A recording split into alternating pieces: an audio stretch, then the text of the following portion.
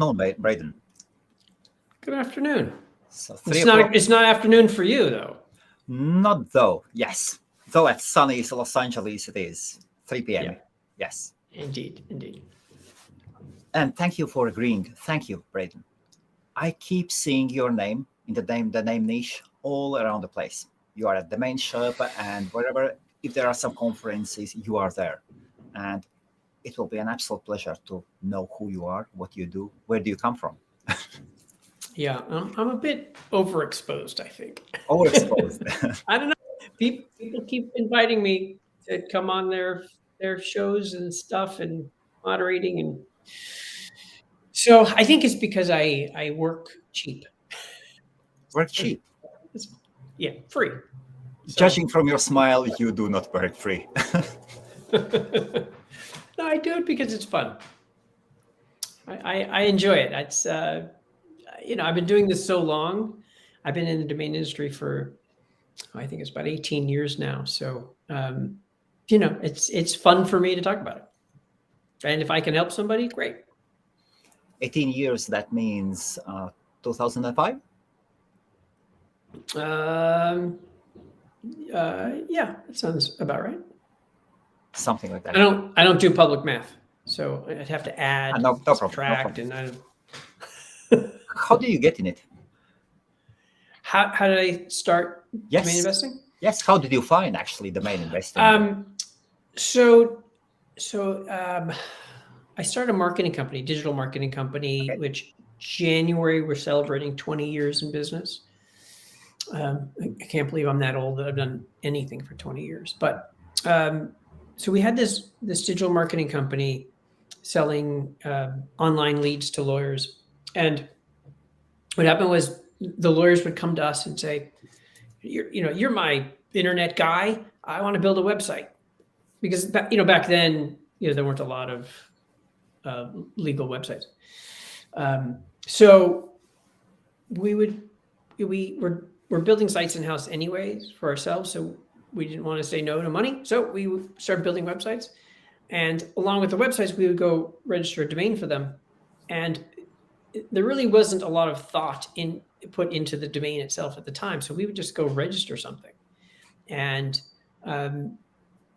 after a while, we had kind of extra domains because I might register 2 or 3 that I thought would be good. And I just I just give it to them because it was $7 and I'm charging them whatever it was, 4,000. So I didn't care about the $7. And then I would say, hey, listen, I found these 2 good domains or 3 good domains. I think that we should build some, we call them feeder sites. We build some smaller sites for them. And so I'd use them to upsell and they would say no or yes. And, we'd have extra, after I don't know, maybe a year, I had a couple of 100 domain names. Oh, not bad. Okay. That I hand registered for clients, and for whatever reason they didn't use them. And along the way, I had discovered the aftermarket, which I didn't know existed, because I think I ended up on some landers. I was like, this, you can have this name for $300. I'm like, So I call my client. I found this really good name, but it's $300. And they say, okay. Because, they didn't care, right? Yes. As an end user, they're like, yeah, it's worth $300, fine. You think it's good? Great. So then at one point, so I bought a name from somebody, and then he had emailed me and he said, look, I've got these other, 9 names, legal names. What do you think? Here's the pricing for each one. But if you buy all of them, I'll give you a deal at $5,000. And I thought they're all good names. And I called my clients and I said, hey, listen, I've got these names here. This is what the guy's selling them for.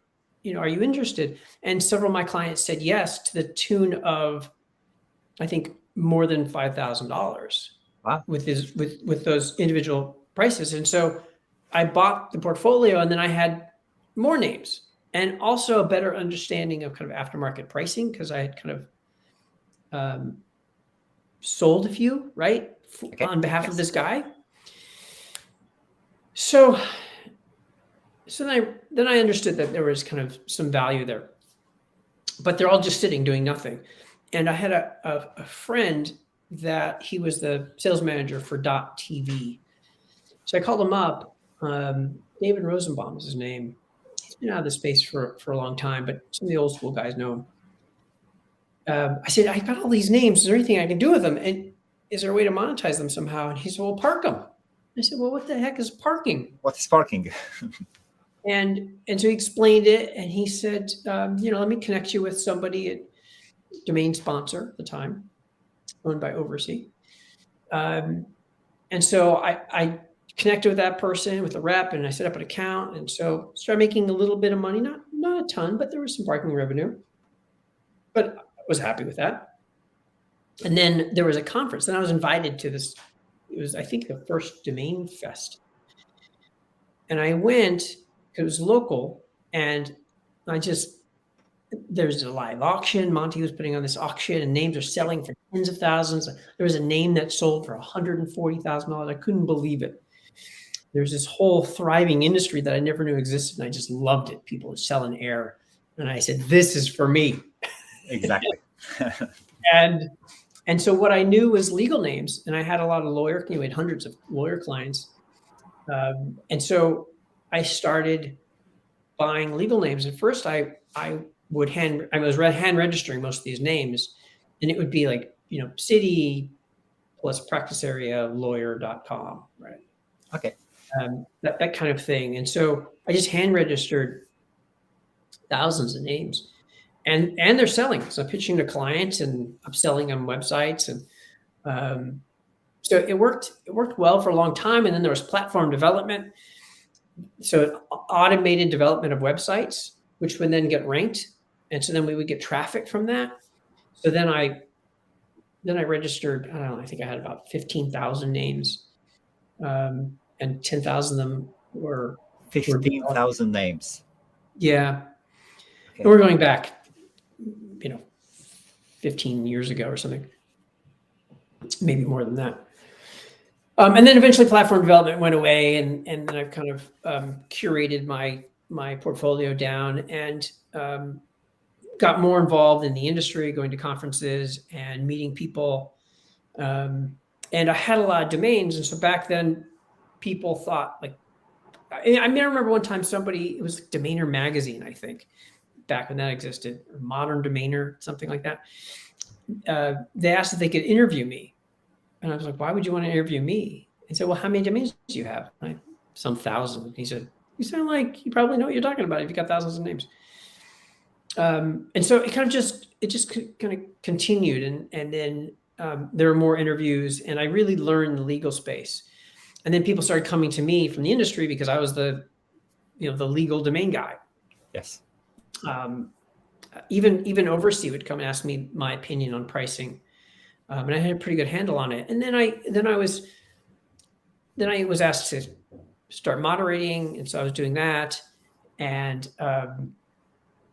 so I'm in a number of conversations. Fast forward now to when the new GTLDs are coming out, and all the conversations were about GTLDs and what's coming, and where are you going to plant your flag? What are you going to invest in? Which string is going to be the best one? Where should we invest? Right, as domain investors are all trying to figure out where we should invest our money. And all the conversations went about like this. Well, .com is king, so any short .com not going to affect that. Maybe a long tail .net or .org or something like that, but definitely .com is king. So we're not talking about .com. We're talking about all this other stuff. And when I was thinking about what do I want to invest in, what dawned on me was, if the short .com is the name, is the category that's not going to get affected by all these new strings, why am I going to invest in the more speculative part of the market when we've got this thing that everyone agrees is not going to go down in value? It's only going to go up in value. It always has gone up in value and will continue, and nothing's going to stop it from continuing to go up in value. So that's when I decided I was going to pivot from legal names to short .coms. And the funny thing is, I had always seen like, oh, that sold cheap, right? I see a name that sells, that sounds like it probably undersold, but I'm the legal guy. Like I buy legal names. I don't buy this generic stuff. And it wasn't that I thought less of it. I just put myself in a box and thought I only invest in legal names. And so when the new G's were coming out, that's when I decided I'm going to focus at this point on oneword.coms. And that was when I pivoted over. So that's kind of a brief history of how I got in and how I got to where I am. Braden, there was a huge leap. You said that you were creating websites for lawyers, for other lawyers, and then you accumulated 200 domains. You went to the first conference, and a while after, you have 15,000 domain names. Yeah. Was that an addiction or success or?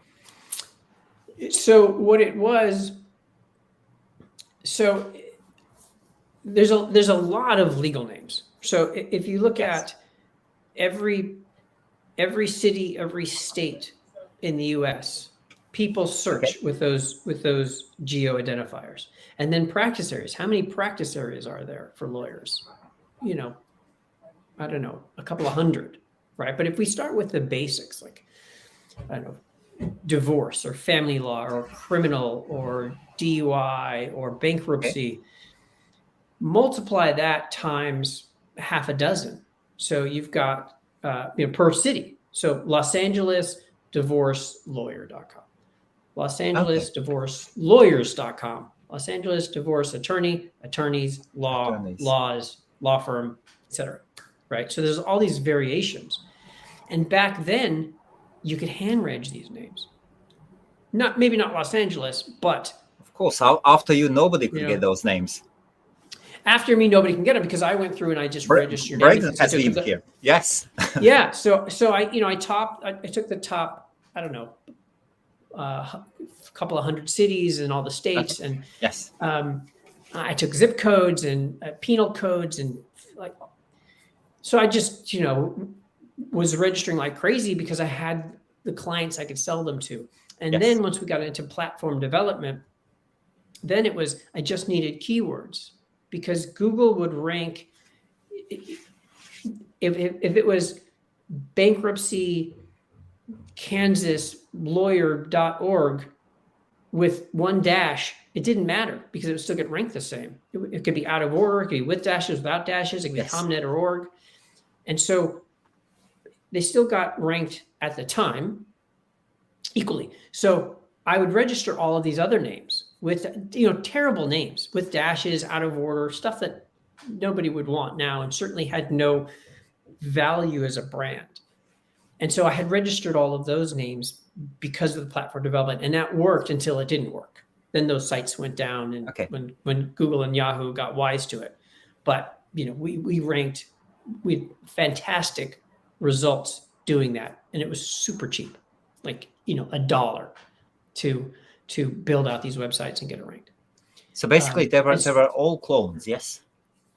So they weren't clones. Content issues or duplicate, yes. Backlink issues. Which we were scraping YouTube videos, e-zine articles, images, anything that was keyword related that we could pull and put on the site. And it was all automated. Yes. But it worked because we could put up, I don't know, something like 7 pages. We'd launch with 7 pages of content, and then we'd add several pages a month, and it would get ranked. But I mean, it doesn't. I don't want to talk about it too much because it doesn't work anymore. Nobody do this. Right? That's really interesting. Yes, I do remember those times as well. Amazing times. Yeah. Yes. Right. And then so I want to make sure that everybody understands that you can't do this now. To do this, you need content, you need IP addresses, and all the other good stuff. Yes, and it's it'll be a way whole too expensive. Different world. Yes, whole different world. And so that's how the portfolio built up so fast, is because I could just get all of these variations of these keywords with ComNet and org and with dashes. Were you profitable at that point? So you have 15,000 names. You sell few of those names to your clients, if I understand it correctly. Yes. Then they also pull in quite a lot of traffic. Yeah. And you get those leads. And did you sell those leads at that point? Or I was doing that. I was selling leads first. Yes, I had started with this lead generation company. Yes. That's how I got into domains. So the traffic converted to leads, and the leads we sold. Some domains sold. We would sell domains and then upsell from the domain to the website. Or when someone would call us to build a website, we'd upsell them a domain name that we had in inventory. Okay. Yes. Also, when we would platform develop, we would sometimes sell the website and the domain because it was ranked well. Yep. So there was I remember one because there was this conversation. I spoke to the guy directly. It was TallahasseeTicketLawyer.com, something like that. And he bought the domain, and it was many years ago. So it was like $2,500. And he thought it came with a website. And I said, no, because it was number one for that term. And organically. Yes. And so no, he says, I want the website. I said, okay, give me another $2,500. You're going to have the website too. But this was a website that cost me $1 to build. So it was just all profit and on a hand reg name. So it was like hand reg name, $1 to build. I had like $8 into this thing and I sold it for 5,000. So we did some of those deals as well. It worked. I mean, the whole thing was profitable a variety of different ways. What was the mostly because we had existing clients. What was the price of the .com at that time? $10? I think it was about it was about $7. $7. Okay. So yeah, roughly. So annual costs just on the renewals was around 100,000. Yeah. That's more because the nets and orgs. Oh, those ones as well. Mm-hmm. And at which moment did you realize that, hey, I need to go on short.coms only? That was about when the new GTLDs were launching. Just before. Yeah. So how long ago was that? Maybe 8 years ago or so. I remember there was that. Rick Schwartz against the Silk Voice. Who was the Silk Voice? I always call him Silk Voice. The guy who sold Uni. Silk Voice? No, the guy who sold Uni Registry. I call Frank him Schilling. Frank Schilling. Oh God, he can sell. Frank. Oh my God, yes. I absolutely always enjoyed watching his domain sherpas.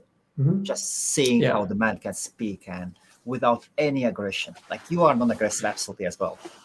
It helps. And do you understand what I'm talking about? Some people are so aggressive, they are pushing their truth on the buyer. Yeah. Then the natural. Well, I think some people have an agenda and some people don't. Yes. I mean, I don't have an agenda here, right? Other than to just kind of answer questions and be interviewed, and it's fun for me to talk about domains, so I'm happy to do it. But okay, then let us go. Sam was actually the first one. Do you know Sam? Do I know Sam? Yes. Yeah. Yep. He's in your neck of the woods. Oh, Sam is awesome. Off to the bed. Yes. And Sam says he's off to bed. Okay. Good night, Sam. Yep. Thanks for stopping by.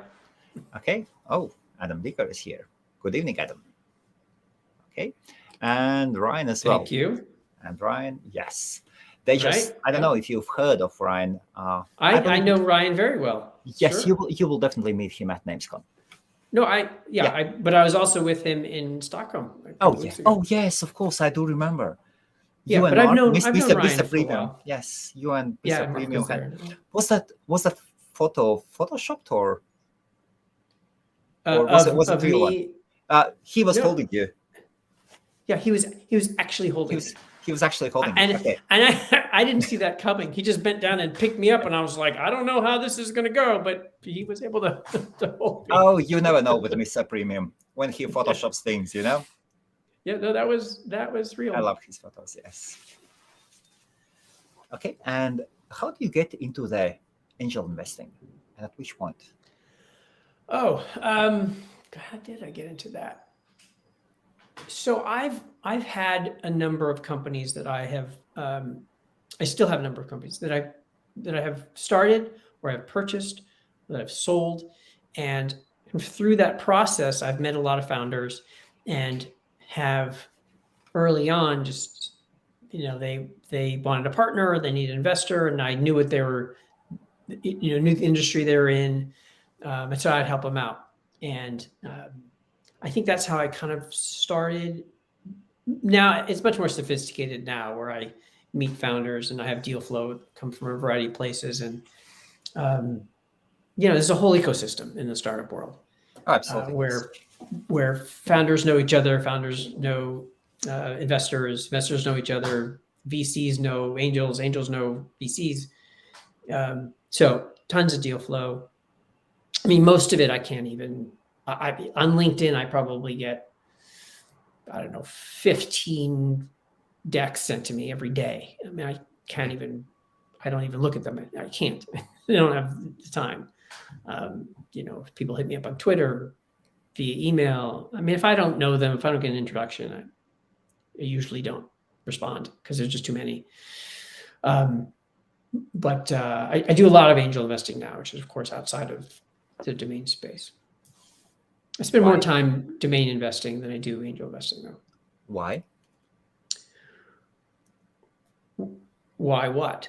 Yes, why do you do? It might sound strange, but why do you do angel investment? I have known several people who have been in angel investors, and most of them at some point have stopped. Either they have tried to advance, or I don't. Do you enjoy? And in which niche do you? Yes. So it's broadly technology, but I started with lead gen companies and big data, SaaS, because those are areas I understood. I've gotten into new areas based on meeting a founder, really liking their fire and their passion and their grit. And one of the things I like about angel investing is that I get on the phone or go to lunch with somebody that is an expert in their field, a field that I don't necessarily understand. And I get to ask all kinds of questions and learn about this industry from an expert. That's kind of fun. And so I've been able to do that many, many, many times. And I have invested in companies and ultimately ended up buying them. I bought a number of companies and rolled them into existing companies that I have, including my marketing company. I've probably purchased, I don't know how many for that company, several, but I probably rolled 15 companies into existing companies that I have, because you've got to segment. So let's take the lead generation company, for example. Okay. There's a company that's I mentioned traffic tickets earlier. A company that was the biggest company selling traffic ticket leads, for example. That's all the guy did was traffic ticket leads. And we didn't do traffic ticket leads. So I could buy it. I could plug it in. I don't need any staff. I don't need any computers. I don't need anything. I have a sales team. I have a client base that might be interested in buying ticket leads. So I don't need any of his overhead. I just need his website, right? Just his back end. And then I can run it. So it turns out to be a good deal, right? So if he wants 3 times earnings, once I buy it and don't take any of his overhead, now it's like, 1 times earnings. So in a year, it's all profit. Right? 3 times. So, and that's why companies. Annual. Yes. Yeah. And that's why these big companies, they just roll up so many companies, because they're trading at so much higher than what they're buying the company for. So it's, instantly it's profitable for them. Plus they can now step into a thing without any time they don't have to spend several years in development. They can just buy it and it's plug and play. So I've done that with existing companies. Which one was the first one you bought? Or why did you buy it? So my lead gen company, it would have been one of those. I bought several. We started with DUI leads, so I bought several of those. I bought out competitors. Yes. DUIattorneys.com or DWIlawyer.com, or maybe it's the other way around, DUIattorney.com. I think it was a singular. These were competing sites. Some that don't even exist anymore, that we've since shut down, because we'll transfer all the clients over time. It might take a couple of years, but it made sense. So there was a number of DUI related competitors that I bought out. Probably, 5 competitors bought out traffic tickets, and I bought out one that was kind of a general legal lead gen site. I think a couple of those. I don't remember which one the first was. Oh, I think the first one was called Drunk Driving Defense. Drunk driving defense. Yeah, Okay. Yeah. Is it possible? Yeah. Is it possible to protect those guys if you're caught drunk driving? So people have been caught drunk driving. Is it possible to save them? Really? Oh, well, yeah. I mean, for sure. I look, anybody that's arrested, needs a lawyer one way or another. Oh yes, yes. Yeah, because they need the defense. They need to defend themselves. Or the way the system is in this country is if the other side is going to throw the book at you, and so you need to have a lawyer just so you get something that's fair. Even if you lose, it needs to be fair. And if you're not represented, you're going to get screwed. Absolutely. Everybody deserves defense. Here's a question from Ryan. Braden, what's the most you have ever spent on a domain name? Okay. A plain just domain with no website, because I bought a couple of websites for $4 million once. Wow. But that was an ongoing business, right? For the websites. Yes. I think domain only. I once bought a portfolio of 4 names for $1 million, but I bought I've purchased a number of names in the 300,000 to 300,000 to. I'm trying to think if I've ever spent 500. I've definitely spent in the fours, in the $400,000 range for a domain, 400 something, and many 200 plus, 300 plus. Do you remember those 4 names that you paid $1 million for? Was it an investment into the domain names, or did you want those names for yourself? No, domain only. They're for sale currently. Okay. So you bought them for resale? Yes. Yeah. Mm-hmm. Can you share those names? No. Not that I've now talked about the pricing. No. Then we need to get some beers. Okay. But I mean, I can list some of the high value names that I own. They're typically going to be single syllable, short, super generic. Here you go. Here is the question. What's your favorite domain?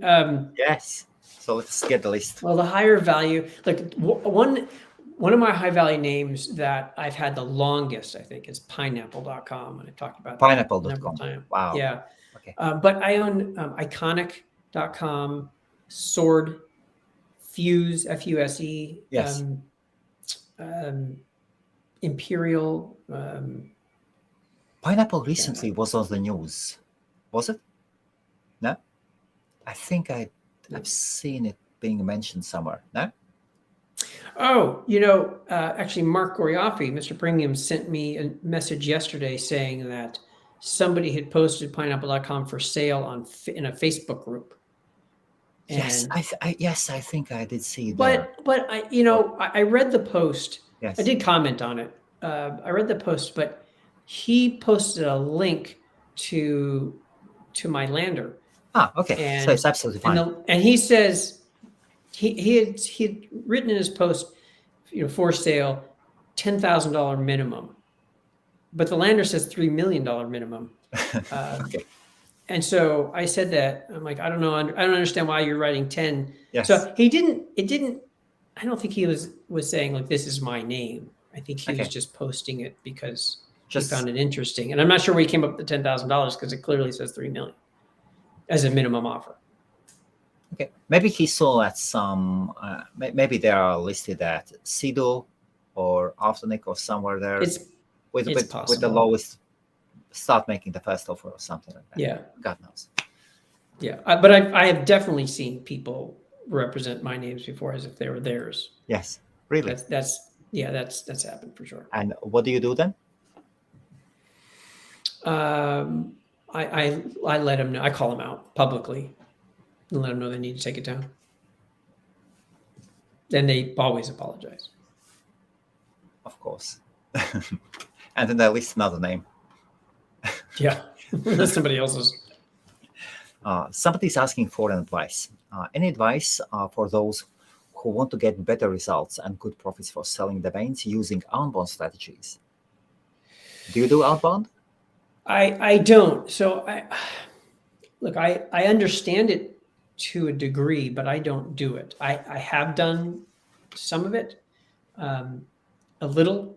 I think I've done just about everything at this point, but I don't outbound in general. So I'm probably not the person to give advice on outbounding. But what I can tell you is it's a lot of work, and it's primarily why I don't do it, because I'm lazy. You really have to dedicate yourself. And if you have a small name, you can spend the entire day researching, finding potential buyers, and emailing them the same email, right? And that's if it's a kind of a niche name, like one of the legal names, where it's easy to identify the potential buyers, but you have to spend a lot of time, or use one of these services that provides data. So you put in exactly what you're looking for, keywords, etc., and it'll give you email addresses, or you can go on Google and do searches and find contact information. But you need to put in a lot of time to outbounding. It's not easy. Some people think you just email a couple of obvious, these guys will buy it for sure. Like, there is no for sure. Even if it's $1 billion company, most of these companies, they're focused on their brand. They're not focused on the generic. Sometimes they want it, and they'll maybe use it as a campaign, or they'll buy it just to have it because it's a nice to have. But just because you have an industry term in the industry that this company is in, they're spending money on their brand. So, to get them to move away from that, and it's not an easy task. It happens. Oh, absolutely. But it's not easy. Right. So like with the legal names, I know we keep talking about that, even though I don't do that much of it anymore. But just because I've got LosAngelesDivorceAttorney.com doesn't mean that the Cooper Law Firm wants that, right? Because they've been CooperLawFirm.com all of these years. So why do they want to spend a bunch of money? Maybe if it was a few $100, they'll take it just to have it and redirect it. But yes, they're not going to spend a bunch of money on a high value domain that they're not going to use because they've already branded with Cooper Law Firm. Okay, then I'll ask. Yes, we'll ask the questions of the viewers. Okay, has your lead gen model changed recently, or is it still valid for things like DUI? Has it changed? It hasn't changed recently. Years ago, it changed in that when we first started, it was illegal to sell leads to law firms in the U.S. Yeah, it was. Okay. It was, well, I shouldn't say illegal. It was against all the state bars. Yes. So it was all the lawyers run afoul of their bar ethics, because the bar said that if you're buying leads, that's the same as what's called fee splitting, sharing your fee that you collect from the client. And so what we were doing back then, since we couldn't charge per lead, is it was cooperative advertising. So they would pay $2,000 a month to get all of the DUI leads in San Francisco, for example. But on the back end, we'd have to kind of toggle the leads up or down so that the cost per lead made sense. Because we couldn't charge $500 a lead, we'd have to charge, I think $50 a lead back then. So we're toggling the volume and toggling the advertising that we're doing to support that campaign, which still worked out to cost per lead, right? So it was just kind of stupid that we had to do this kind of finagling in the background just so that it would pencil out. And then what happened was, Google pay-per-click was huge at that point. And there was no difference, pay per click versus pay per lead, because maybe somebody pays $10 per click. Well, Google gets the $10 regardless of whether or not the client is signed or the outcome of the case, right? And it was the same with a lead. So we didn't actually share in the results of the case. We didn't even know if a client got signed. So it was definitely not fee splitting. And so we ended up suing. We got into a big lawsuit with, I think it was 22 different states. Really? And and sued them for this practice, not allowing us to sell leads when Google could sell clicks. Yes. And what happened is we won the first couple, and then all of them folded. They all went away because in the US, once you have precedent, it's not going to hold up in Tennessee and not in Kansas. It's going to be the same. And so they all went away. And so then it was suddenly legal for us to sell leads. And that's when we transitioned from this flat monthly fee to cost per lead, which is much more fair for everybody. Absolutely. It was less work. And also, look, here's a lead. The lead's $100, $250, whatever the lead is. And if it's not a good lead, if it's a bad lead because it's the wrong area, the wrong practice area, the person doesn't want to hire a lawyer, whatever it is, you can let us know and we'll credit the difference. Versus when it was a flat monthly rate, we couldn't really do that. So here, it's like, it's a bad lead, no problem. You're not required to pay for it. And also you don't have to commit to $2,000 a month because it's you kill what you eat. So, or you eat what you kill. It's if you only get 2 leads, you're only paying for 2 leads. You're not paying for 10 and only getting 2. So it's much better for everybody. How do you verify today that the lead has converted? We don't, because we have nothing to do with the conversion. Okay. Right. So whether or not if they don't sign the client, that's not us. Our responsibility is to get them the person that is looking for a car accident lawyer in New York. And so we qualify them based on that. And then we send it over, and then it's the lawyer's responsibility to convert them into a client. Okay. If they can convert, that's good. If they cannot, well, they need to improve their business model. Yes. Right. And we'll help them with sales too. Yes. Because we want to support them. Of course. And then, that they buy your services after that as well. And the other change is that when I started with DUI 20 years ago, it was just DUI, and then we started adding practice areas, and now we do most of the primary legal practice areas in the US. Braden, it seems questions start coming in. Get ready. You've got something to drink? Yes, water or something. Okay, I've got my we have time. Yes. And just before we go, Braden, is that an Irish name? Is it? No, I don't think so. It's quite a rare name. Yes. No, I asked my mom once, where did my name come from? Because it's unusual. She found it in a book of names, which is not really the story I wanted to hear. Yes. I wanted to be named after some great, grandfather that did something cool. But no, found it in a book of names. It has an a Native American Indian meaning. This is what I'm told anyway. It means wide mouth valley, which is probably appropriate for me. Okay. And Valley of Plenty. Yes. And maybe those who have Google in front of you, maybe you can look up what is the meaning of the name Braden and where right now 20 people are going to come back and tell me I'm wrong. Well, we've got 18 people watching. Why not? Yes. Oh. Here we go. AIs. Are you into AI domain names? Yeah. As a matter of fact, I just bought one yesterday. I have a handful of .ai names. I don't think I have anything with AI on the second level, but I do have a few .ais. And yesterday I bought hammer.ai. Wow. Not Handrich, of course. No, of course not. No, through a broker. Yes. And what's the buying price, if you don't mind? No. Okay. The question. Right. You're not going to hammer me for that. No problem. I think it came from another investor. So I wouldn't do that to the investor. Okay. And you got it for a wholesale price, yes, or liquidation price? Also, Wholesale. Okay. yeah. Thank you at least for that. Okay. Yeah, I mean, if I'm buying a name, it's wholesale, right? I'm not gonna pay any more than that. Well, you know, Braden, domainers are different.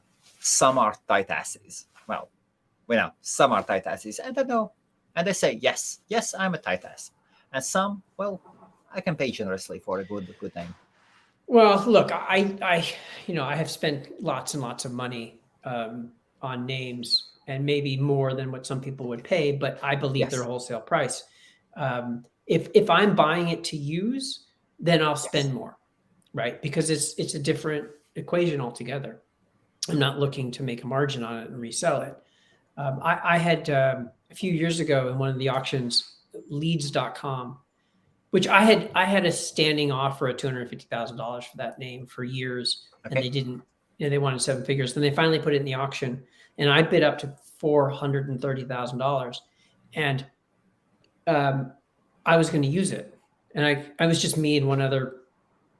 There's National A1 on the other side, so they've got pretty deep pockets, and they bought it for 435 because eventually I bailed out, and it was just the two of us from like 150 or something. And, is it worth much more than that? I mean, eventually, yes. But at the time, a few years ago, I don't know if it was worth more. I was paying retail, but I was going to use it, and that's fine, right? I wasn't going to be able to sell it for $2 million and make a margin on it because it's just not worth it. It's not worth that much.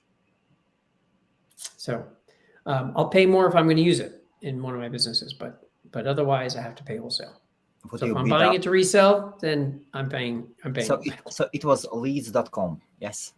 Yeah. Would you bid up more today? Yes. Yeah, would, yeah. Okay, and here's a question from Ryan. Interesting question. What innovation would you like to see in the domain name space? Ryan and I have actually Yes. talked about this. So I think there needs to be more competition in the lending space, which I know Ryan is working on. Okay. I think that because there are plenty of lenders that don't need to make a ton of money, right? So if they can make 10 or 12% secured by an asset, they're going to be happy. The problem is that there's so few people in the finance space that understand the domain space, right? Okay. Yes. Close to zero. Like we can count them on one hand probably. And so the lenders just aren't there. And so there's just not enough competition. So, Domain Capital has most of that business, in the 90 percentile. And it's 15.9% with a 5-year term.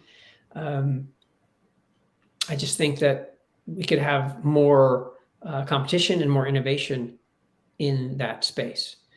I also think that we could have brokers. All the brokers are independent. Other than GoDaddy, you just have like all small shops.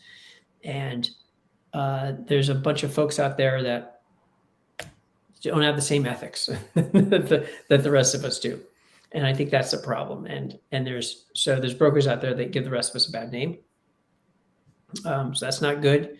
So I don't know if that's exactly innovation, but it's a change I would like to see. Okay. Yes. I would also like to see more support of the ICA to help lobby for us investors, right? Because all the lobbying and policies are created by all the trademark attorneys, and so they're not on our side. And there needs to be somebody on our side. Right now, it's only the ICA. So if you don't support the ICA, please do. Internetcommerce.org. A little plug. So Ryan, I might have hijacked your question a little bit, but I took the liberty since I'm doing the answering. So the lenders, the first thing you were saying the lenders, yes? So what would be the perfect lender for you? The perfect lender So probably does so not. you have fuse.com. What would be the perfect landing for fuse.com? A lead capture form, right? Maybe a little information about the domain and that it is for sale, because a lot of people don't understand that they're on a for sale page. They think they're going somewhere else. So something that identifies that. There needs to be some verification. So they click enter, then they get an email. Please verify that you are looking to purchase this domain. Yes. Click this link, and then an email will be sent, because there's so many people that just don't know what they're doing. On Saturday, I had 2 domains Saturday morning. One got pushed to escrow, and one through Dan made an offer. I countered, they accepted. Both of those names, nothing. I never heard from these people again. Really? Yeah, and there's time and effort that goes into. Absolutely. Like, people are working on it. People at Dan are working on that sale, and people at escrow.com are working on that. Especially to get a domain on escrow.com, yes, you need both sides to sign. And right. And this person did all that and then ghosted, and probably because they just had no idea what they were doing, or they were having fun, or I don't know what, but certainly wasted my time and other people's time. 2 of them, same day, both in the morning. Weird. that's strange. And so I think we can improve upon that, so people don't waste our time, that people understand what they're doing and can't do something unless they've paid somehow, put in their credit card number and paid $5 or $35 or something. Just to have as you say, skin in a game. Just a little bit, yes. And then I know, okay, I've invested $5. Yeah, I've showed myself. Well, and look, and the $5 will be returned, or it'll be deducted from the purchase price. But if they're just screwing around, they're not going to take out their credit card and pay $5. Absolutely. Right. Nat Cohen does this. I think his landers require $35 to make an offer. And that weeds out a lot of people that are just screwing around. Wow. And monetization? Yes, no?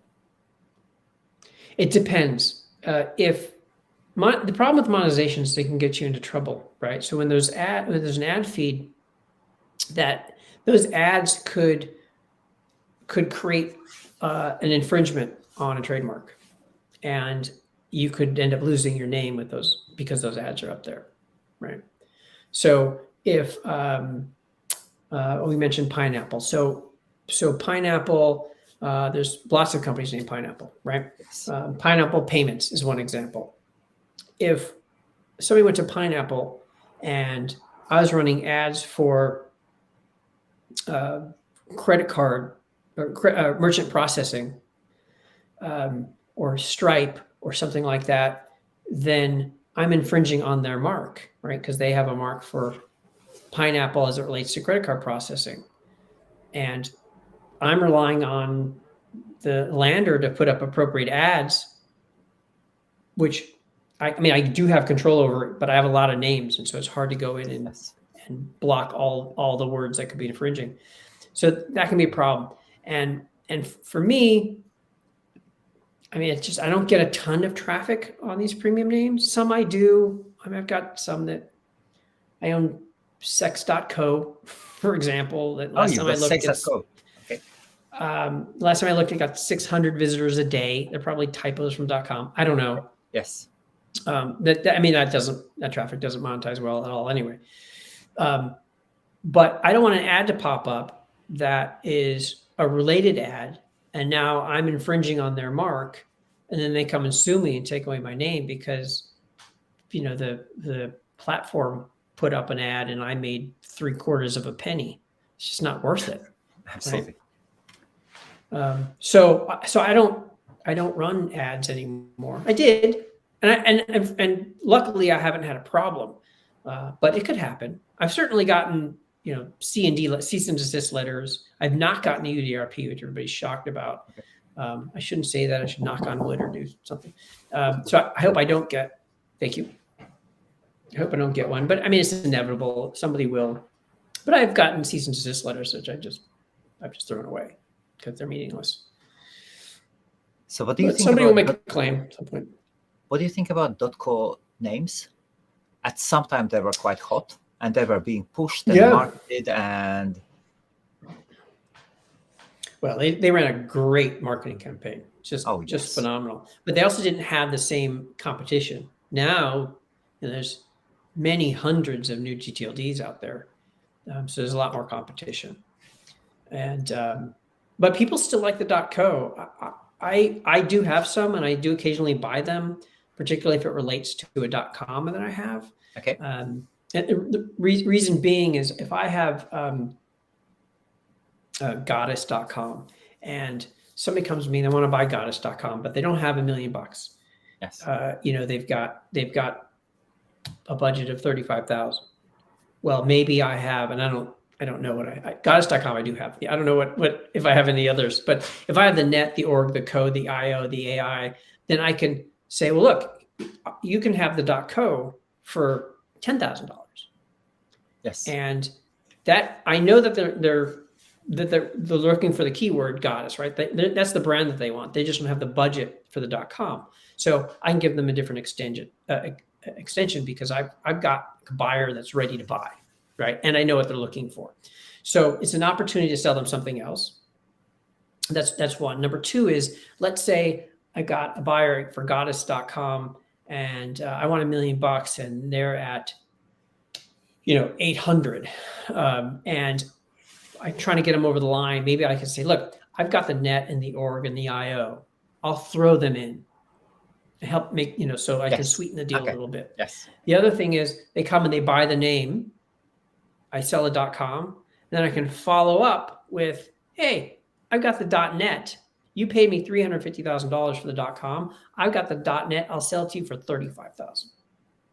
And now you can have more of that. You can protect your brand a little bit more with the .net, so I can upsell them. I mean, I'll wait till the deal is closed to upsell them, but so there's a variety of ways to work it. Also, if you sold them, let's say a .net or .co, you have a relationship with them. Maybe in a few years they're doing well, they can come back to you for the .com.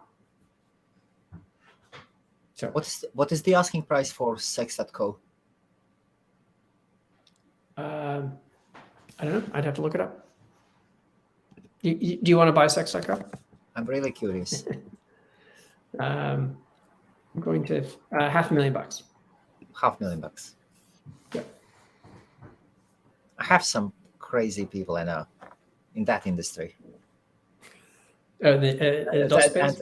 Yes. Yeah. I provide service for some of them on the technical side, conversion service. I had yes. I had a guy. He owns porn.co. He offered me $120,000. Don't know where that number came from, but that's what he offered. I said no. Okay. A friend of mine wants ass.com, and I did explain. Well, it is owned by Rick Schwartz. He wants to sell every domain. It's more expensive than the previous one. You are doomed. He said, "It isn't the problem. I'll make that money. I'll buy." Yeah, well, he can. Rick just needs to be patient on that one. Well, Rick he'll do a deal where he'll take equity. Or take no, that guy is he'll never ever go for equities. Oh. Yes. Okay. Yeah. He's exiting. He's not exiting. He's going up. He's got lots of traffic built up with tubes, and now he's entering the webcam industry himself. So starting to grow. His eyes are on ass.com. Ass.com. Oh, that's a good one. Well, the last person that I almost did a deal with for goddess.com was in softcore porn. Yes. So I've got a couple of names that are sort of adult, could be adultish. Thirsty.com, although I think that's a better brand. Oh yes, I did see it. Yes, Thirsty.com. And Mark Mr. Premium does. Oh, his graphics are amazing. Yeah.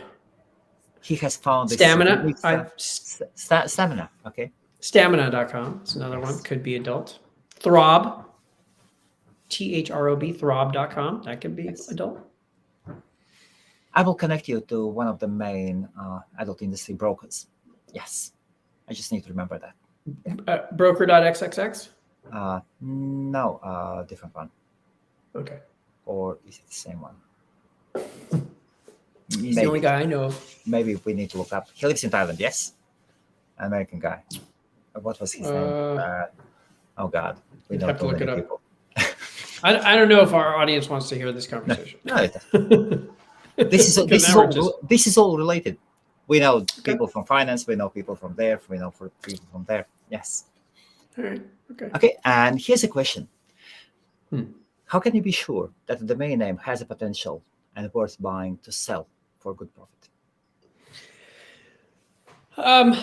Well, I think there's a couple of questions there. Does the domain have value? On Sherpa, we joke about something I said once was the domain isn't worthless; it's just worth less. I don't think there are bad names; they're just bad prices. So there are names that it's not that hard to determine whether or not it's worth any money, right? I mean, the question is it? Do people want to use it, right? And then what's it worth, right? So do people want to use it? Well, one thing you can do is you can look at .db and see how many names, how many extensions it's registered in, right? So that's one. If it's a low number, right, that shows that it's not a lot of use and a lot of interest. If it's a high number, that's one tell that it's possibly useful, but that doesn't tell the whole story, because what if it's one company that registered all those names? Well, then maybe that company would want to buy yours, but do you want to invest in a name that has one buyer? No, right? What if it's a couple of companies? What if it's all investors? All those names are for sale. Well, now you're competing with everybody else, with every other extension. You don't want to compete with every other extension. That puts you in a bad position, right? Even if you have even if you're looking at buying the .com, which is going to be the best version, okay, everything else is cheaper, right? And what if you're looking at buying the .co, and the IO is out there, and it's a fraction of your price, what your price will need to be? That's not good, right? Or the net, or the org, or we can go on and on about the various values. You don't want to have a lot of competition, and you don't want to have few buyers. The other thing you can do is you can go to Crunchbase, or you can go to LinkedIn. I like LinkedIn just because it's quick and dirty. If I'm not doing a deep dive, I'll just go to LinkedIn. I'll type in that keyword. I'll click on companies, see how many companies are using that term. And if it comes back, 9, there's 9 companies using that term, forget it, right? There's just no, it's not being used. But if it comes back, I just did a search. Let's see if it's still up. Yes, 24,000 results. Wow. I won't tell you the number.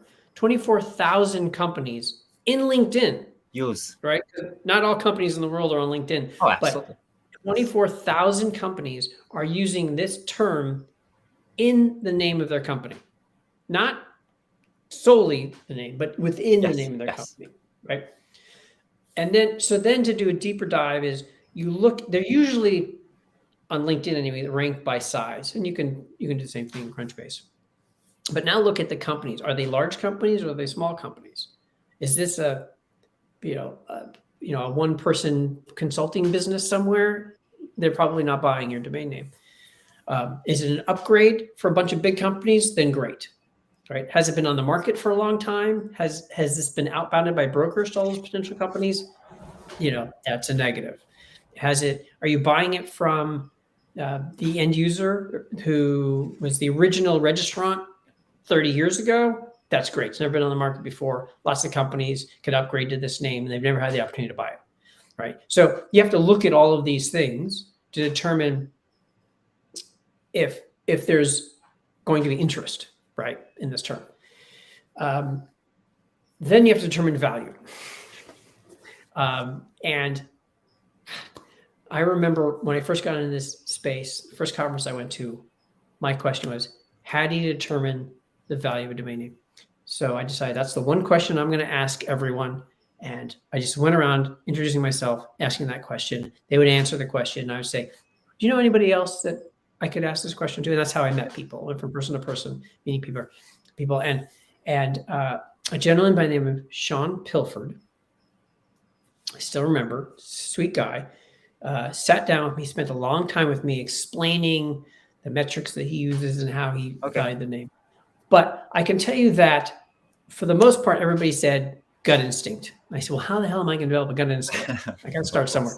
Yes. And now that I've been doing it for 18 years, it truly is a gut instinct.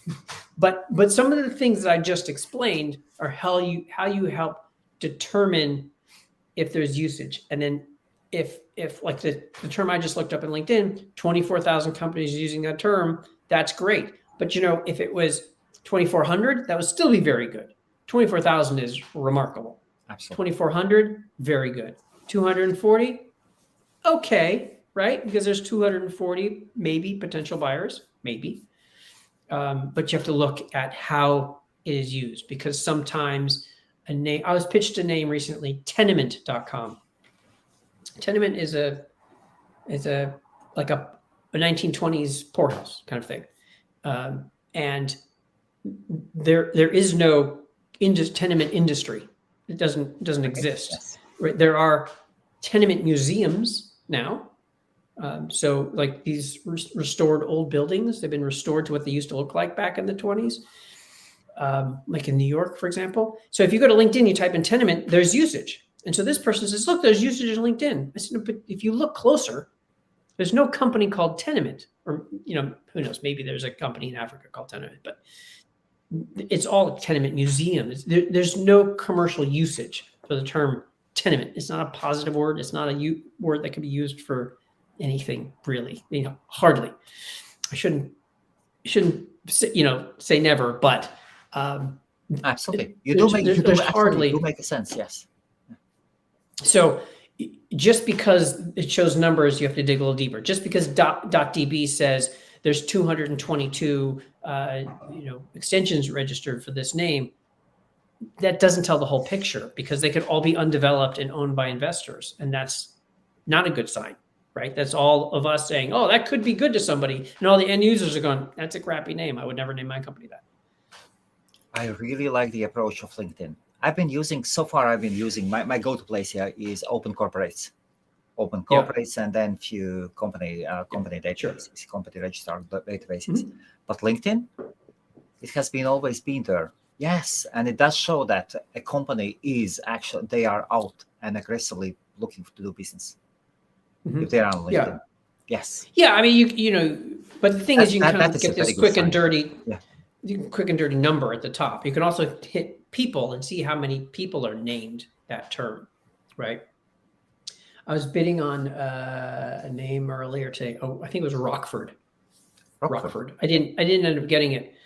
I got outbid. But I typed into LinkedIn, looked at companies, and I looked at people. A lot of people with the last name Rockford, and that's meaningful too, right? It might be a name. I mean, I like names. I just sold Laura.com recently, and I sold Elmer.com, and I have other first names. So sometimes I sold Chuck.io.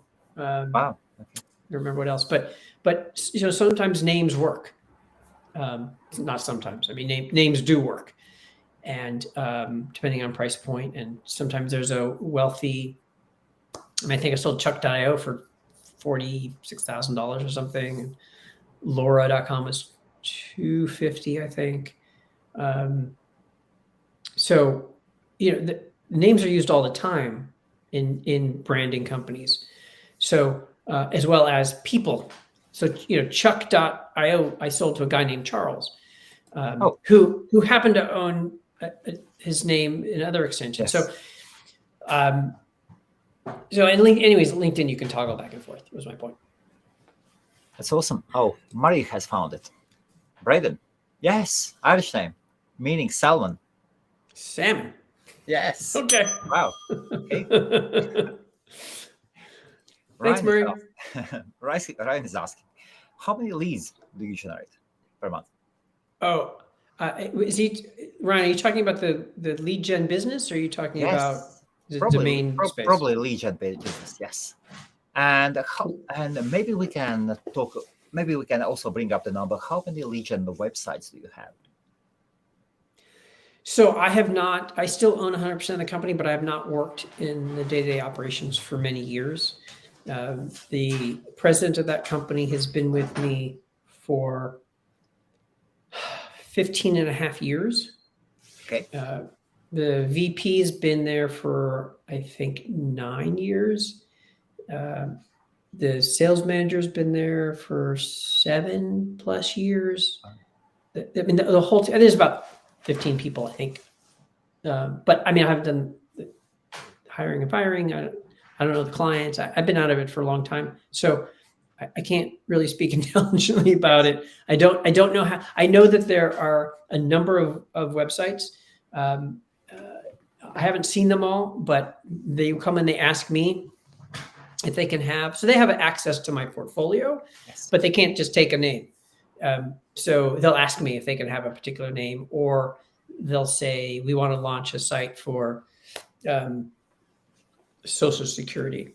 And so is there any, and so I got Social Security Disability.com. Or they'll say, trucking accidents. And so, you have truckingaccidents.com, can we have it? So that kind of, and they always can have it, it's fine.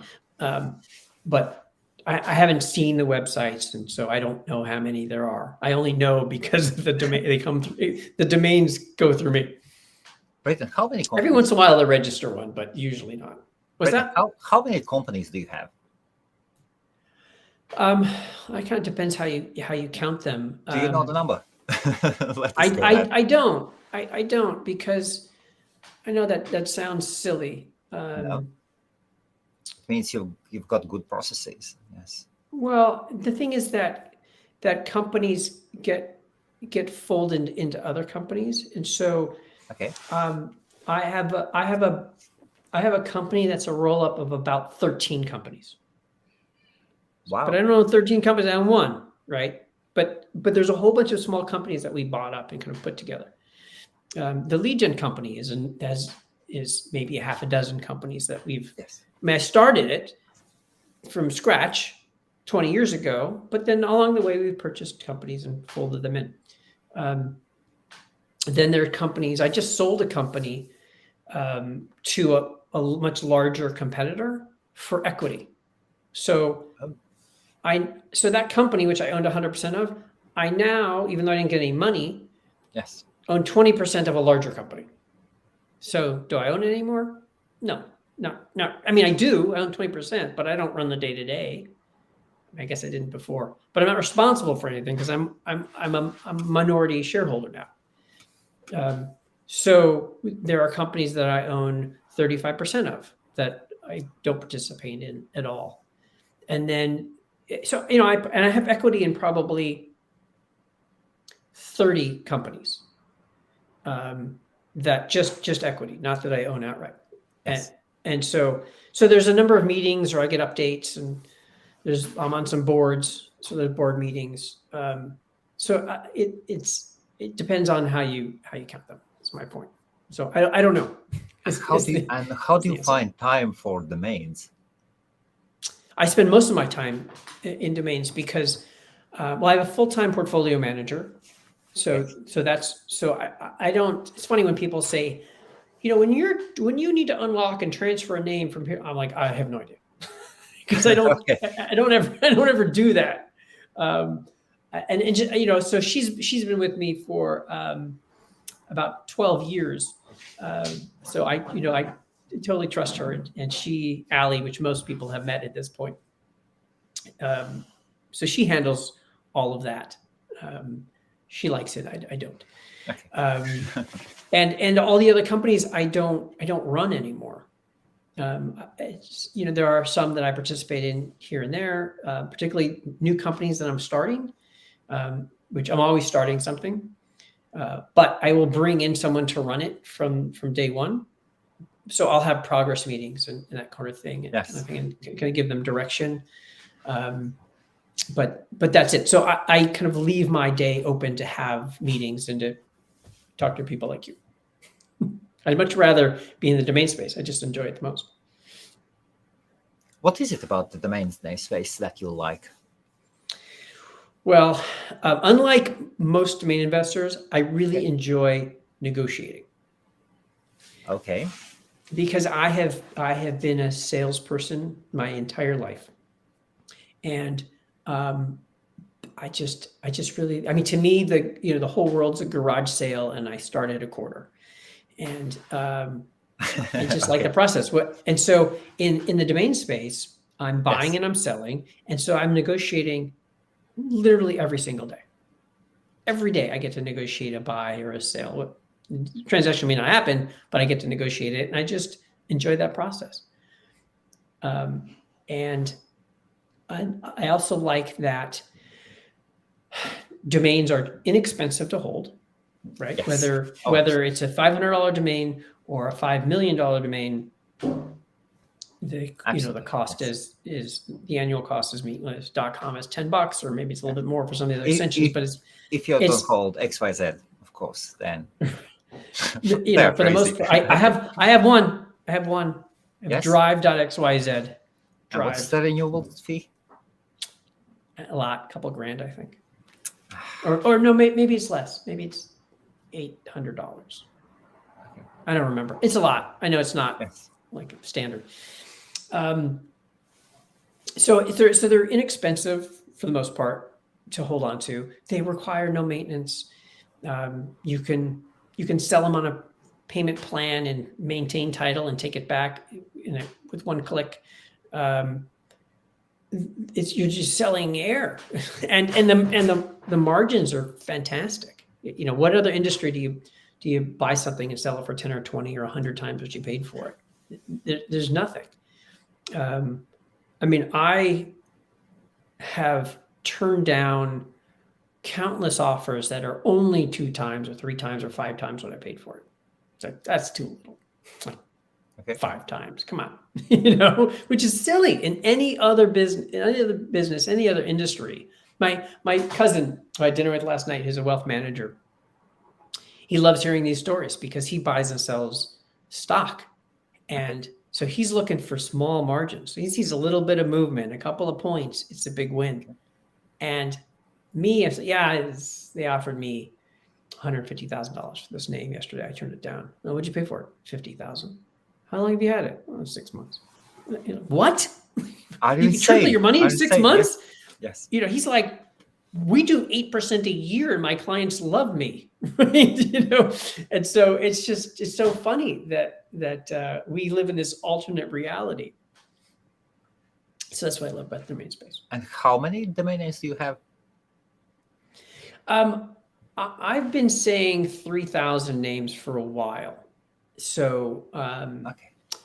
and it's probably going down because I'm getting rid of the legal names and either liquidating them or selling them retail and buying. While I'm actively buying, I'm buying much bigger names, and so the portfolio is shrinking. The value is increasing, but the number. Yes. So it might be less. It's somewhere between 2,500 and 3,000. Okay. And here's a question from Barry. Oh, I suppose you know Barry. Yes. I do. Yes. Hi, Braden. What are the next moves in the metaverse regarding clothing? Are you in metaverse? No, I think he's referring to a domain that I own. Okay. Barry, what's the name? I can't remember what it is now. It's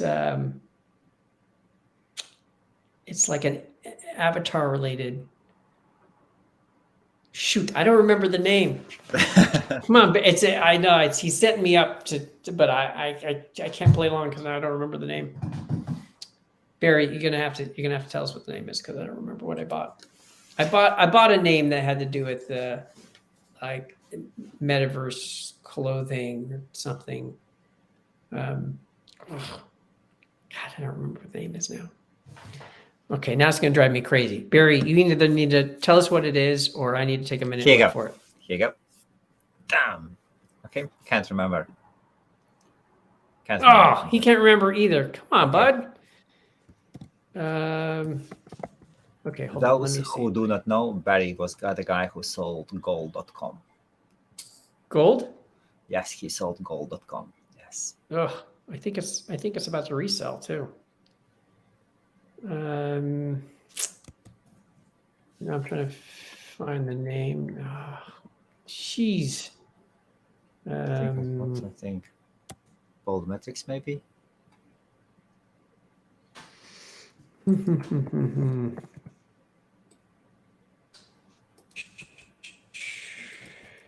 I'm searching my portfolio to figure out what it is because I don't remember.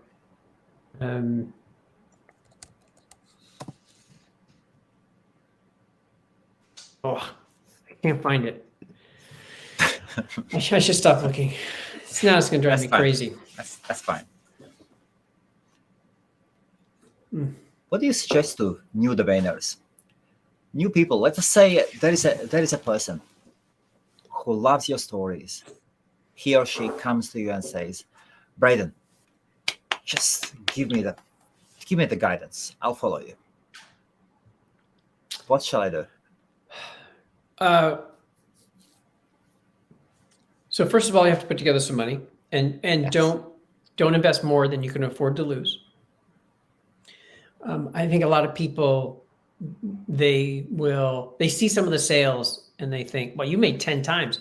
Like I'd be happy with 3 times my money. Then they invest a bunch of money and they think it's going to be a quick turn, and it's not, because what they don't realize is that you're looking at an average of a 1% sell-through rate, which means it could take you 100 years, right? To sell that name. Yes. So if you register 100 names in the next year, you hopefully, if they're decent names, right? If you register a bunch of crap, you're going to sell 0 in the next year. But if you have decent names, assuming you know what you're doing, you're going to sell 1.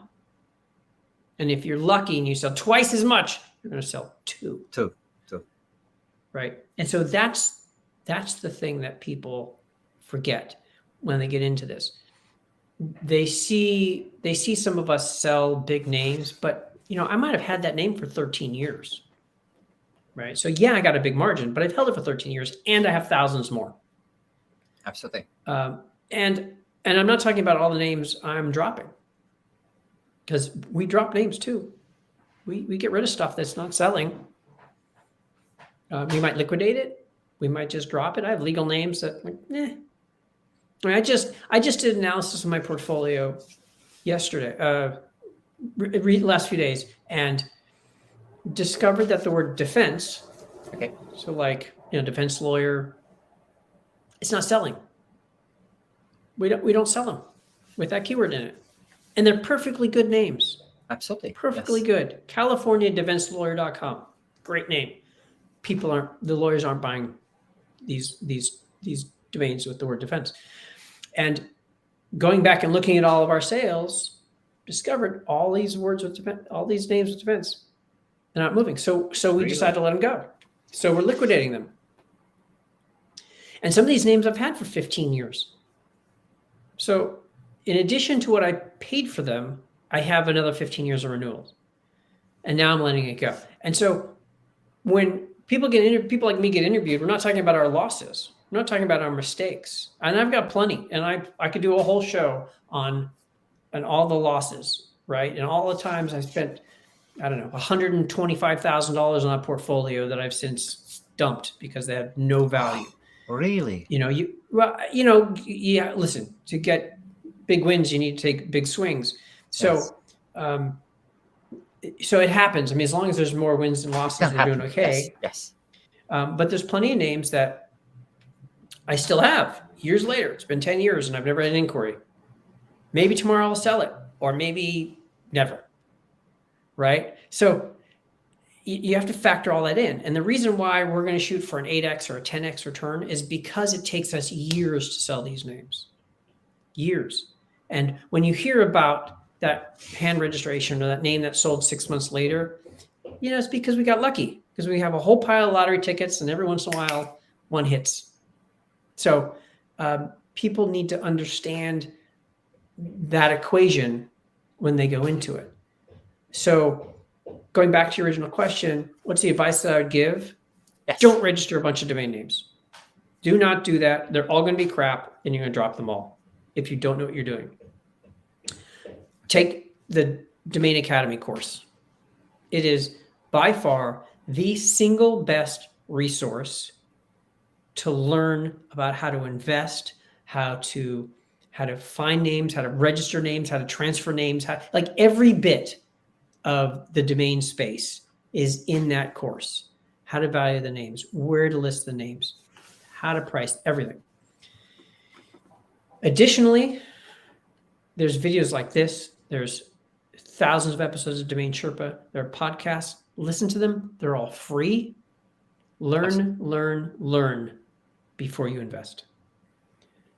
When it does come time to invest, I would suggest don't put all your money into purely speculative investments. So hand registrations. If you're hand registering a name, there's a good chance that you're registering a name that nobody else ever wanted in history, right? That's why it was available for hand registration. Yes. I didn't want it.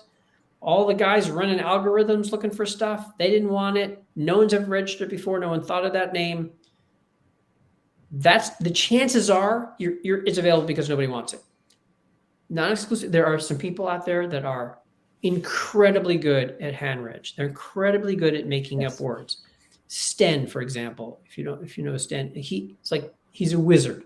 The guy can come up, he can take words and put them together and create a new word, a new spelling, and register it, and he sells it, and he does very, very well. So there's a lot of people out there that do have that skill, but these people are wordsmiths, right?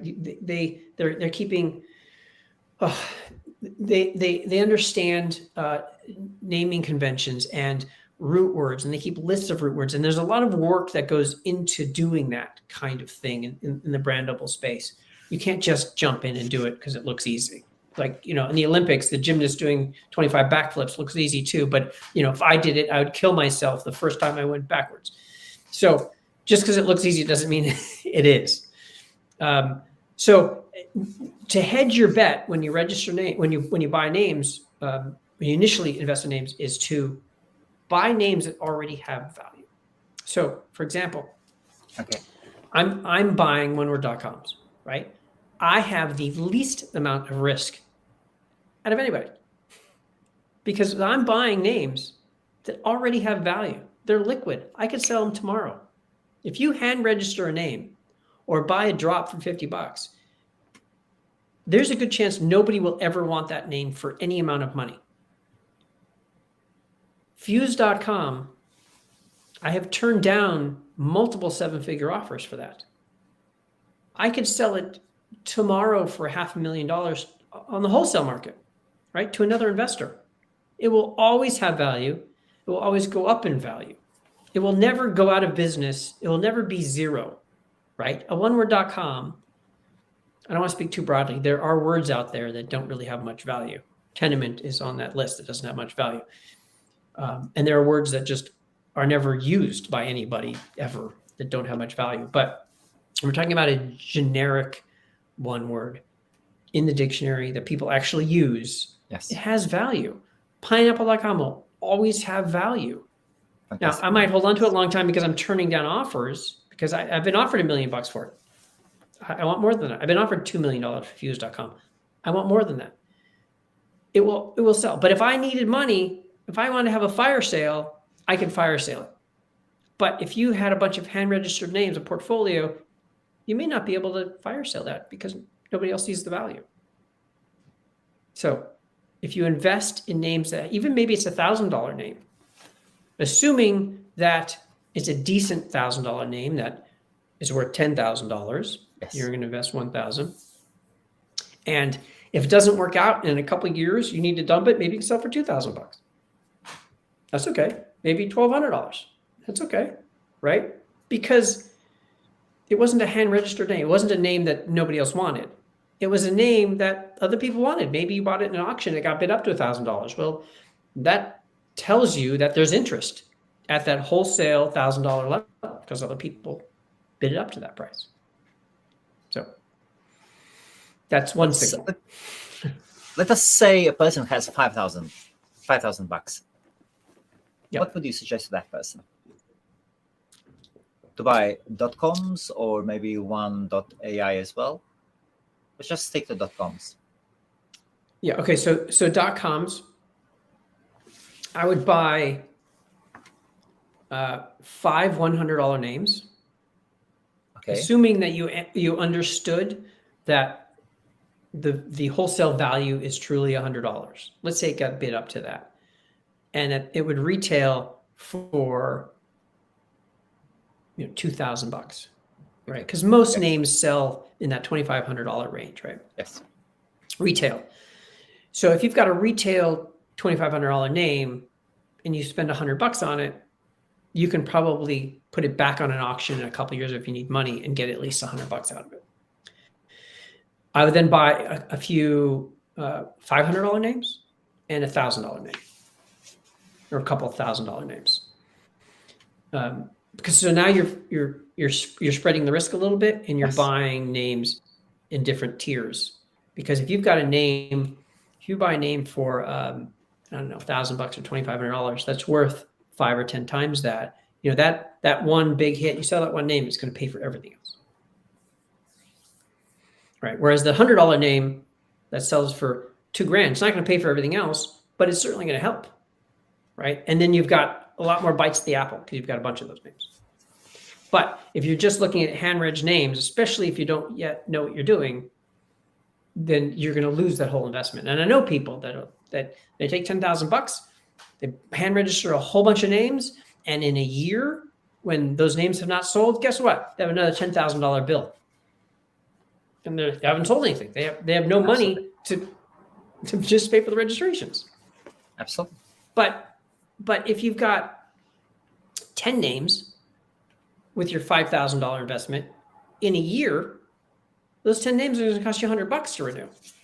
Well, that's a lot more palatable, right? The $100. So you can keep doing that. Yes. Right. So that's my advice. And buy good names. Outreach and good names, and then outreach.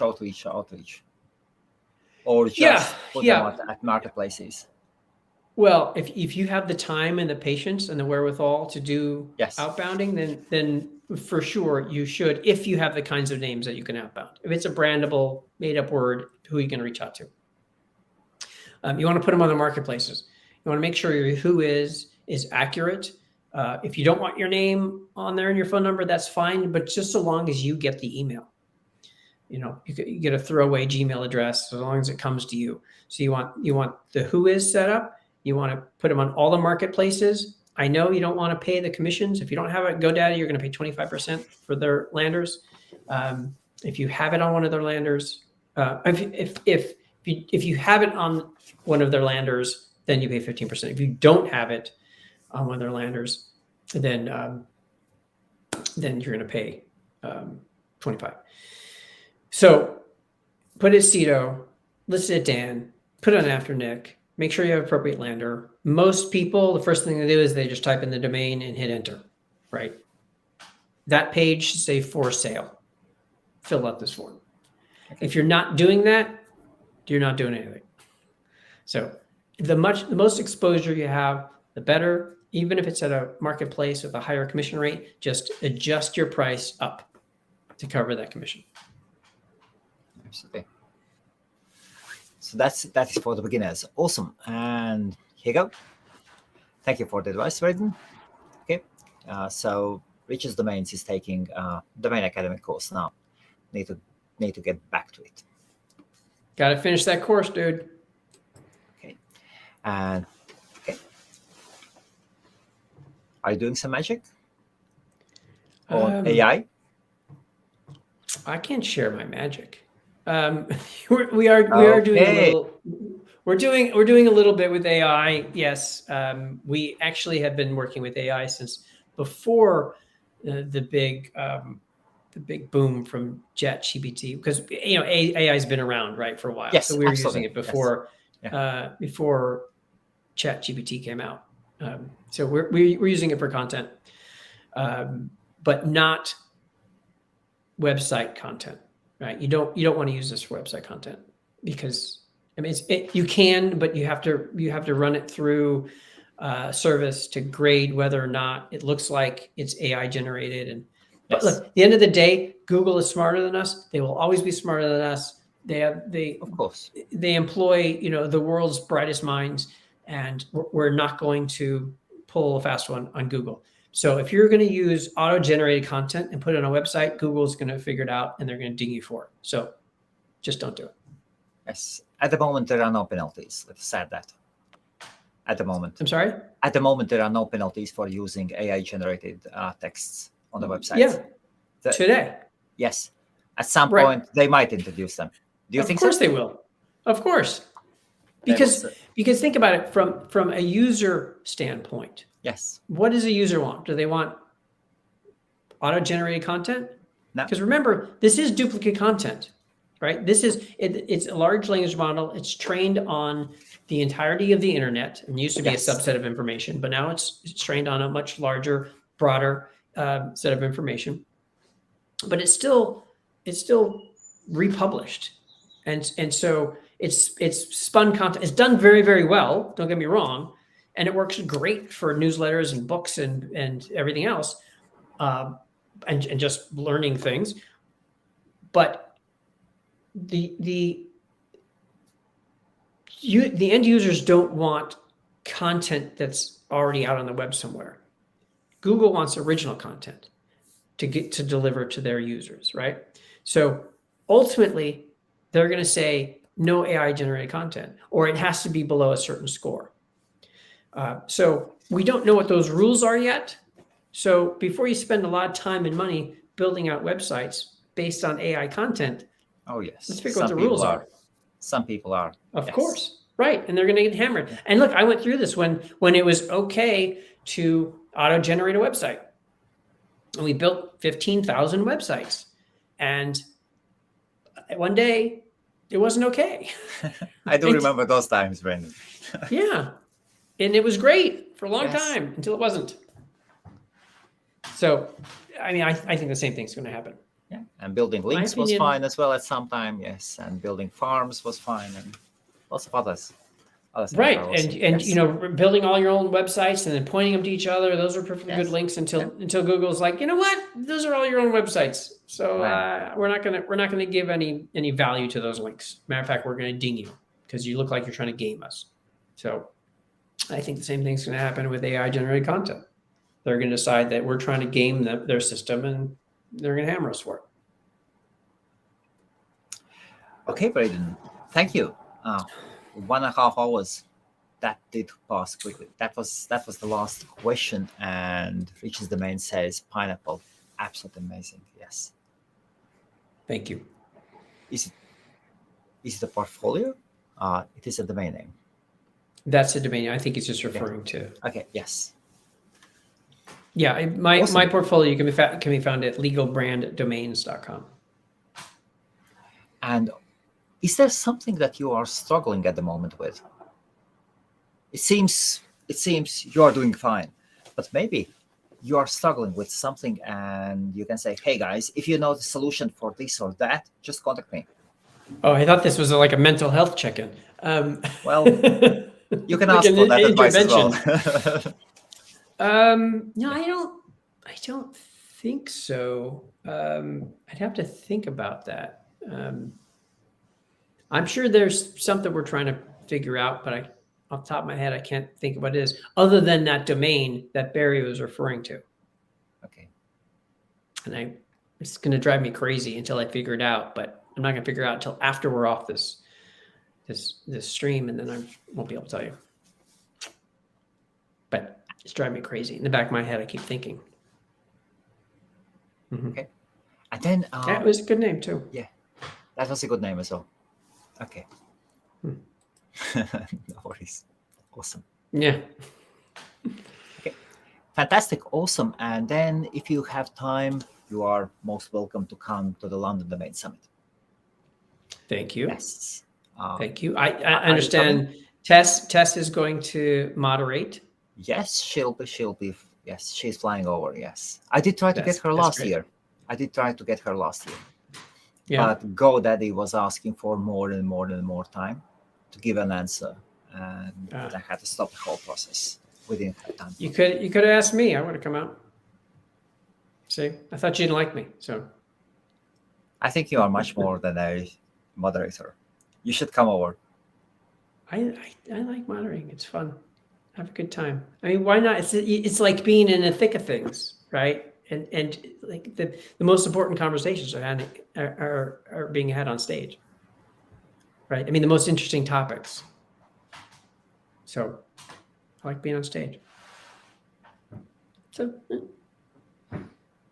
but you didn't ask. But Tessa did great. I didn't know that you are a moderator. You didn't know? I didn't know. I didn't know. Yes, I didn't know. Many people are asking, hey, do you know this guy, that guy? No, I don't know. Yes, I do own that forum. That forum, I do this and that. But we don't know many people. I think your summit is probably I think it's the only domain conference in the world that I haven't moderated. I don't think there's one that I haven't. I just did Stockholm, Nordic Domain Days. I've done every NamesCon. I've done Domain Fest. I did, Bahamas and DN Cruise and Mexico and all over the world, except this one. So there you go. Maybe next year. Maybe Maybe you got to invite me. You are invited this year. Is there something holding you back? Yeah, actually, I'd have to look at my schedule. I don't even know when it is, so I'd have to look at the calendar. So August 22nd, 23rd.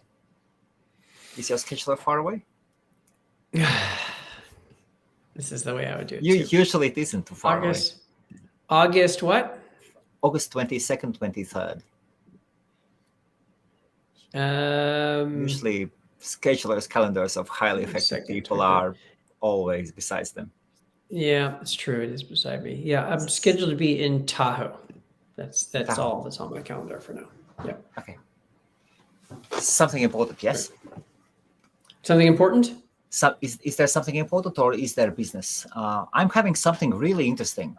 So you know that IT.com, they are very aggressive, yes, with advertising. And they are coming out from the SMS, so business messaging industry. And SMS industry, they are worried about their future. And they should be. Okay. And I suppose this is the first time. So we will have a whole session. And we will see who will be coming over, but there will be business messaging world who will come. They will introduce themselves. They will share their knowledge. And then they will say, hey, we have come here to do business and to see the opportunities in the domain name industry. These are the people whom you will not meet anywhere, just in London. That is just one of the sessions. I also do plan to have several people from the government.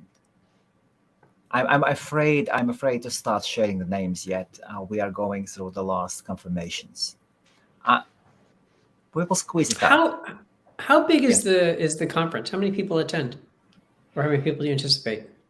So the first year I took the restaurant for 2 days, but this time and then we had 150 people came together during the both days. And I understand for a test event that is not little. It is something the same as Stockholm is getting, yes? 140, I think they had. Yeah. So last year we had, just in a test event, we had 150 people, and this year we already have 100 registrations. We'll see how it goes. And then exhibitors haven't been included neither, but we'll see. We'll see how it goes. It will be definitely it will be larger than Stockholm. Absolutely. Yeah.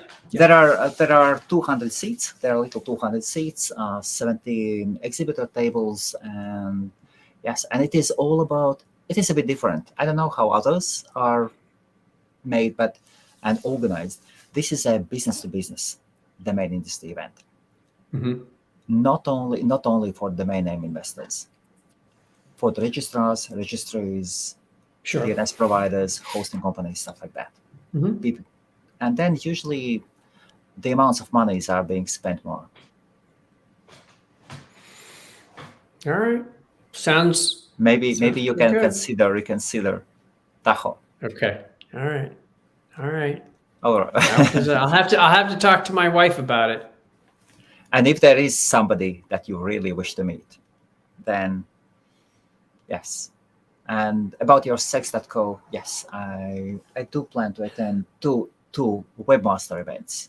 I know that there will be few representatives from this industry. And yes, I will definitely pass the message. Great. Thank you. All right. Pleasure meeting you. Well, thanks for having me on. Okay, have a good evening. Bye. Bye-bye.